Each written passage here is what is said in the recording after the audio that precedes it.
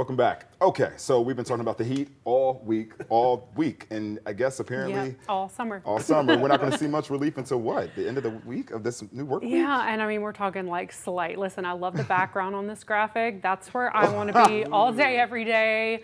I don't really like the numbers coinciding with it, but that's okay. You know, near 80 degrees at 8 a.m., that's totally fine. Not hot at all. Is it? There's still about a 10 to 20% chance of those bubble up thunderstorms during the afternoon that fade away with sunset.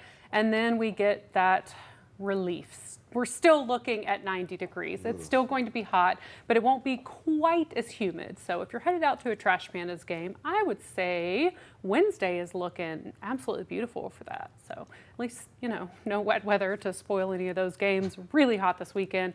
Maybe some substantial rainfall next week. We can only hope. Yeah. Thanks, Lauren. Thanks, Jim. WAAY 31 gives you 24/7 coverage. You can count on local news, breaking news, and severe weather. Don't go anywhere. LawCall is next.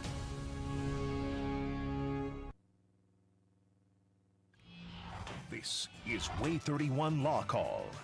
Good evening and welcome to WAAY 31 LawCall. I'm Sharon Doviet. Tonight, it's Grandpa in the Law night in honor of Father's Day. Happy Father's Day to all the fathers out there. We're talking about taking care of your parents and times when parents are getting a little older and maybe you're having to plan, you and siblings having to plan, or maybe you and siblings disagreeing about what to do with your parents. Some tough decisions to make. You may have questions about assisted living facilities. You may have questions about powers of attorney, wills. What happens if somebody passes away without a will? Tonight's your chance to call in your questions or text your questions. That's our new thing. So you can call in or text your question to 256-536-0077. You can also email a legal question any day of the week on any legal topic. You send it to lawcall@waaytv.com. And when we get to a show that's on point, we pull some out. We've got some of your grandpa in the law, estate planning kind of questions tonight. So getting us started tonight, Michael Timberlake's here from Timberlake, League and Brooks. There you go. We always like to start off while we get our questions locked in with some video. So we pulled some video for you tonight from YouTube. All right. This video, so we talk about car wrecks a lot in our show, but this time it's a scooter incident. Uh-oh. Okay, so watch what's going to come in the door. This gentleman seems to lose control. Maybe he can't find the brake.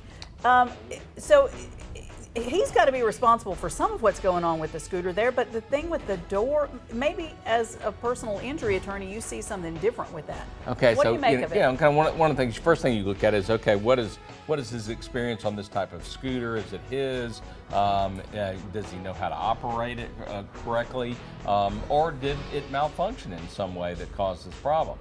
So that would be the first thing you look at. The second thing you look at is the manufacturer. If there's a product malfunction or a defect, that's something you could look at. If the scooter was supplied by the store, yeah, that happens a lot. You see that a lot of times. You're like, I always question whether that's a good idea to provide the electric scooter to somebody. Do they that test may not them? have training, and may not, so it's really kind of a dicey situation. But in general, looking at the video, it doesn't look like the business did anything to invite the scooter incident, but the operator certainly could be responsible. Okay. Tonight we're taking calls and questions about grandpa in the law. So we're talking about estate planning, wills, powers of attorney, things like that. And you've got a great guest with you tonight. Zach Anderson's with us. Zach Anderson's with us. He's been practicing in Huntsville for about 6 years. Graduated from the University of Alabama. Is a fine attorney and is friends with Sharon's family. So we're glad to have him on. Known Zach forever. And he's got his own office.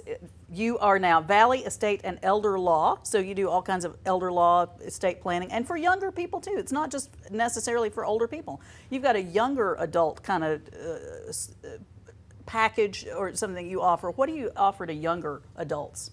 Absolutely. So the factors and things that are going to be more important is going to be based on your age. I like to say everybody has an estate plan. Something's going to happen with your assets if something happens to you during life or when you pass away. It's just a matter of what is it, and the plan that the state of Alabama has for you is probably not the one that you like. So that's kind of the way we like to put a little bow on that. Yeah. What are the basic estate planning documents everybody ought to have? Sure. So some of the more basic documents, most people are familiar with a last will and testament. That controls assets that are owned in your individual name at the time of your death if they're not owned jointly with another person or perhaps in trust or something like that. A financial power of attorney is what I like to call the best bang for your buck. Estate planning you get, those are immensely powerful, and as such, they should only be granted to trustworthy people who can do the job. A healthcare power of attorney is just like a financial power of attorney, but covers healthcare matters should you not be able to do it. We like to handle HIPAA as well, just very briefly, making sure that your agents can get your medical information. Gotcha, because there are very strict rules that medical providers are not supposed to hand over your personal medical records to anybody unless you've signed something to let them have that, even family members, right? Yeah. Even family members. Okay, we got an email question in from Bob. Bob has written in saying, do I need a lawyer to create a valid will, or can I use one of those kits that I see online? Would one of those hold up in court? Certainly cheaper sometimes. It is cheaper. And so, one of the things you look at is, okay, do you need a lawyer? Well, maybe you don't need a lawyer to tell you how to do a will or what you want to do with your property. But you need a lawyer to make sure that the format that you've provided is going to be something that you can support, later in court. If you don't have witnesses and the witness signatures aren't notarized, then you can have a problem. You got to bring those witnesses into court. Are those witnesses still going to be around? Are those witnesses still from the state of Alabama? Are you going to be able to find those folks? In Alabama we have there's a self-proving will, and that's really what you need in this situation, right? That's right, and that goes to kind of a more global point, Michael, and that is that you can get a will off the internet, and I think ChatGPT can do it faster than you and I can. I would think. But the question is that going to get you the best result for you and your family? And that's where, are you willing to take that risk? Is the answer yes or no? That's for you to decide. But what is the best possible outcome? And then are we going to get it through an online service provider? These are just things to think about. Because assets, like a life insurance policy, some things have a beneficiary named, and those things won't even go through the probate process, right? Even if you write it in the will big as day, that may not be how it's going to go. And if you've drafted your will saying, you think and you put it in the will, that may not be how it's handled, right? The way things are titled makes a big difference. That's exactly right. Beneficiary designations on things like bank accounts, life insurance policies, IRAs, 401ks, annuities, CDs, they trump whatever's in your will or trust, subject to some spousal inheritance laws. So it's very important to have a cohesive plan that's created with you, your spouse. Spouses' estate plans necessarily involve each other, and a trusted professional is a good idea too. Yeah, I mean, you get in a situation where you can have property, you think you're handing it down, and you've already done it, and given it to somebody else. We've got callers waiting. We've got Rich on the line with a question from Gurley. Hi, Rich. Thanks for calling. What's your question tonight? I want to ask a question in that I have a written will out of the state of Alabama. It's in Illinois. Okay, but I originally was from Illinois and I moved to Alabama.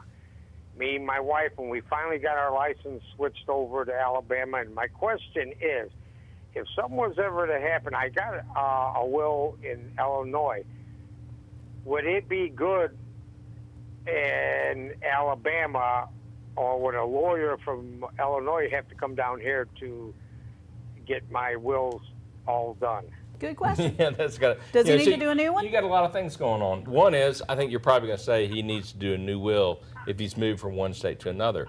But in general, if you did a will in another state, is it going to apply in Alabama? Yes, that's what I'm asking. Yeah. It's a great question, and it's a common one we get quite frequently. The answer is it's going to depend on the instrument. Living wills, which I think Richard mentioned, powers of attorney, advanced directives, things like that, are more likely to have explicit reciprocity in the statutes, meaning that if you executed it properly under Illinois law and you move here, it's not going to necessarily require a change just because you move to Alabama. However, with the will The will is more of a central document in the estate plan, so it might just be a good idea to revisit the plan and perhaps redo it, perhaps not. But that's just indicative that maybe it's been enough time and maybe there's been some law changes or some family changes that we need to just look at things. Yeah, and, and if you've already got the basic structure in place, it's not incredibly expensive to go talk to a lawyer and get those documents revised, right? That's correct. In a situation like that, Michael, we'd probably be talking hundreds, not thousands. Yeah, good. We got a text question. So we told you again, you can also text your questions to us now. We got this text question. I updated my will a few years ago. However, I need to delete a few things now. I recently found out that a codicil could be done instead of updating the entire will. So is that a good idea? What do you think about codicils? Well, codicil is it's like one of those fancy legal word. words. It's a fancy legal word, and everybody says, "Whoa, we need to worry about this." So what is a codicil? Sure. So a codicil is just a change to a will. It's an amendment to a will. And there's kind of two ways to change your will. I guess three. One would be to revoke it, put it in the shred box. Two would be to do a codicil. That's an amendment to it. I'm taking out a section, adding a line, something like that. And three would just be to do an entirely new will. All can work. Which tool is the best there?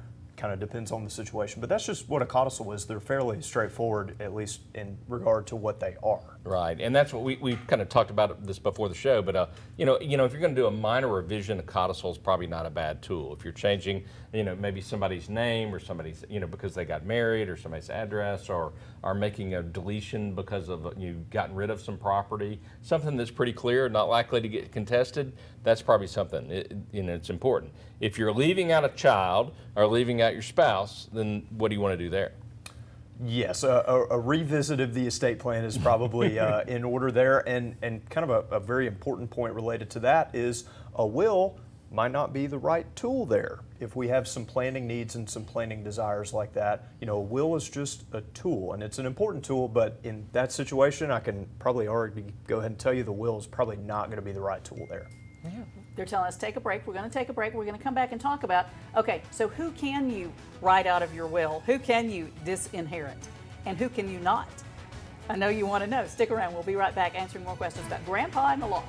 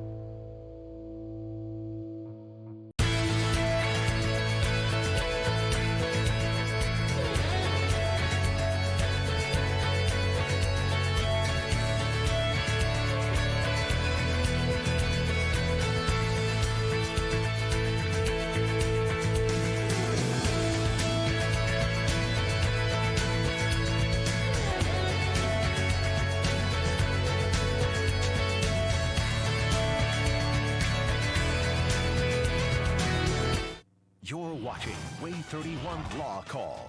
Your rights, your calls, live.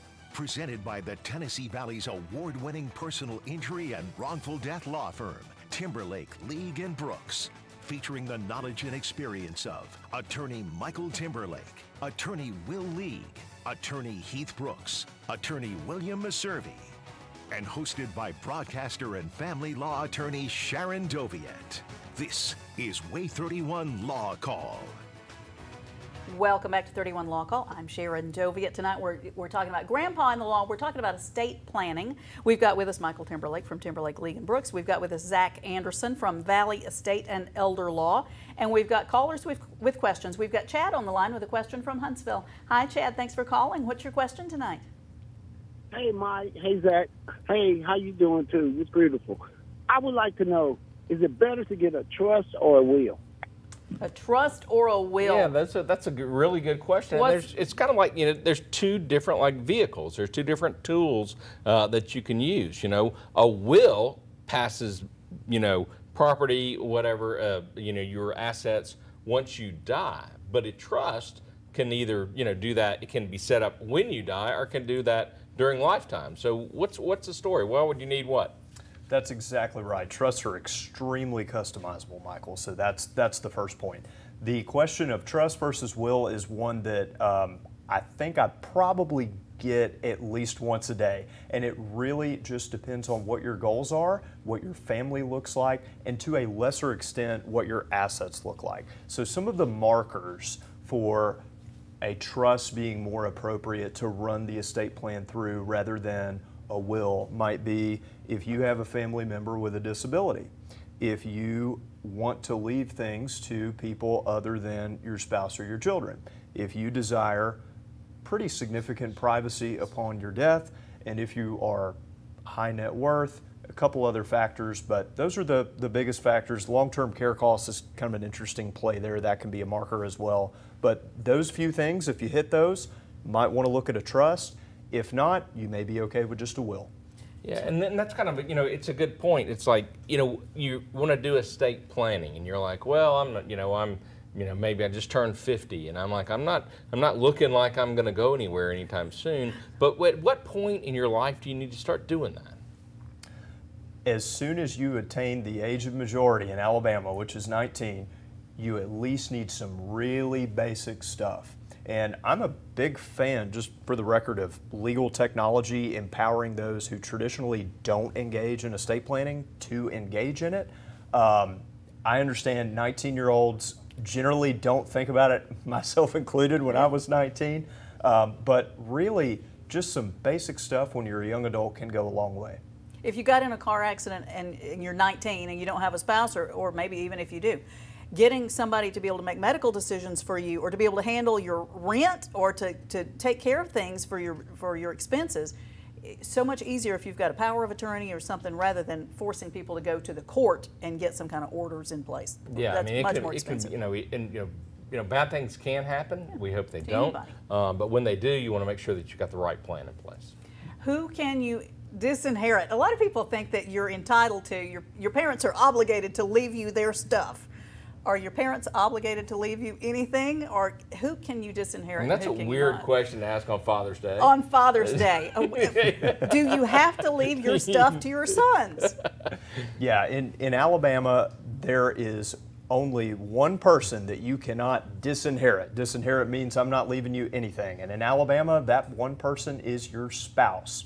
And even then, you can disinherit your spouse through some tools like prenuptial agreements, or a properly drafted and funded certain type of trust. But in general, spouse is the only person that Alabama says you can't write a will and say, I don't give this person anything. Children, that is correct. Children, grandchildren do have no inherent right under Alabama law to inherit anything. There's one kind of minor point I'd like to add, and that is that you don't have to leave anything to anyone. You can, and in many cases probably should, spend what you have on you and what's important to you. Yeah, make it rain. Make it rain. We've got Howie on the line with a question from Huntsville. Hi, Howie. Thanks for calling. What's your question tonight? You still with us? Yeah, I'm 70 years old, and I own several rental properties, and I've recently sold them with owner financing, and I've taken back 30-year mortgages. I want to know, I keep everything in my name. I have it incorporated because I want to be able to represent myself in court. But if I have a will, can I leave it to my children? Can the personal representative keep the estate open for 30 years while the mortgages are still going? Then distribute the money that they get, or is there a time limit they have to turn around and close the estate? Gotcha. Yeah, hey, that is a good question. And Leaving in an terms of estate like, open 30 you know, years sounds like a problem. Yeah, I don't think that's going to be a thing that the court's going to allow. But in that situation, if you're the sole owner of an LLC, you're the sole stock owner in a corporation, and you pass away, I assume you could name a beneficiary in the corporation, and it would pass outside of the estate, or you could leave it according to a will, right? Yes, that's exactly right, Michael. This caller perhaps indicated that maybe the assets were in his individual name and I think were he said, yeah. not I think in he's some not kind of incorporated. corporate entity. Right. So in that case, the assets would pass through the probate process into the name of the heirs or whoever was named that you in your will name, sir. And they would be subject to court proceedings and oversight, although it would not last 30 years. We would get them into the names of the beneficiaries within 30 years, but they would be subject, of course, to the mortgage, which I think is maybe the heart of your question, sir. So you basically transfer the corporations over into the beneficiaries' names? Yes, and here with rentals, it may not be a total inherent disaster, but I have had situations where we have small business owners that are more, maybe like they run their own law firm or something like that, and they've got to make payroll. And nobody can act for the estate until we get letters of administration or letters testamentary or something like that. And I've run into some really hairy issues. So remember, one of the markers for some kind of more advanced or more sophisticated estate planning is kind of variation of assets and net worth levels. And if you've got, multiple rental properties, probably a good idea to seek maybe a more sophisticated level of planning for those assets. Okay, got a text. I'm a personal representative for an estate. The children don't want this, but this person was and still is,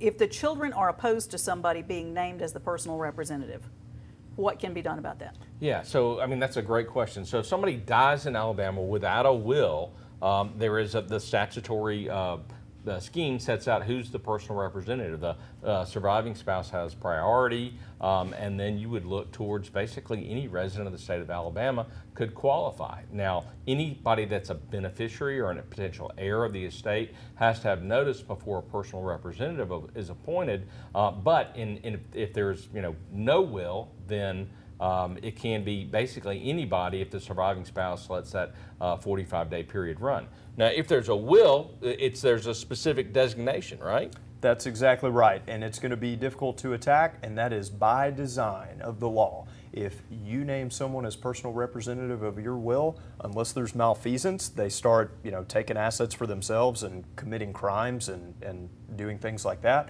they're going to serve as personal representative, and that's the reason we have that. It's to put you in control of your estate when you do the will. Otherwise, anybody could attack it and it would be undone, and there wouldn't be a whole lot of point then. Yeah.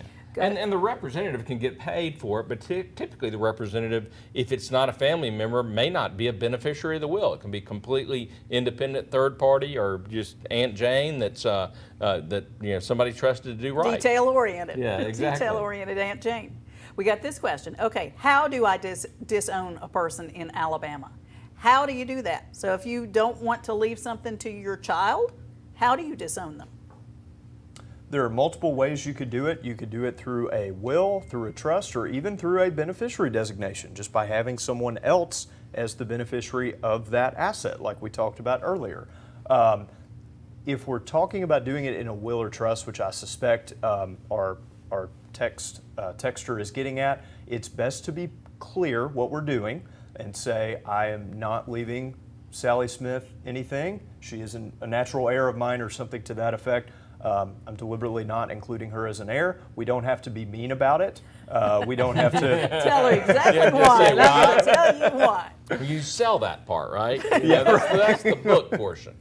That's so right. If it's a child and you don't say the child's name, if you just don't mention it at all, that's a problem, right? Yeah, almost you got to certainly. say, you got to say the name, and you got to say you are disinheriting. You don't have to say why though. Okay. Yeah, I mean, even the laws really favors inclusion of heirs. And so if you had, to my son Billy and to my daughter Jane, I'm leaving my estate to them totally, and you had another child after your will, what's the court going to do with that? Yeah, so that's a really important reason to have after born or after legally adopted children included in the language of your will or trust. That's kind of a higher level point. I'm really glad it was brought up. So ideally, your estate plan catches that through smart drafting and smart counsel and things like that. If not, probably, I don't want to say probably, you might be okay under the statutes, but I would not take a chance on that. Right. Where do you tell people to keep these documents? So where do you tell people to keep their will, where to keep the powers of attorney? Do you lock them up in the safe deposit box, or what do you tell people to do with it? I don't personally love safety deposit boxes. They are sealed upon your death unless there's a joint owner. I love fireproof safes. I understand that is cost prohibitive for some people. Having a good digital copy on a cloud-based system with a password that's handled the way that you want it to be handled is a great backup. We can sometimes run with a copy of the will even if we get the original misplaced or something like that.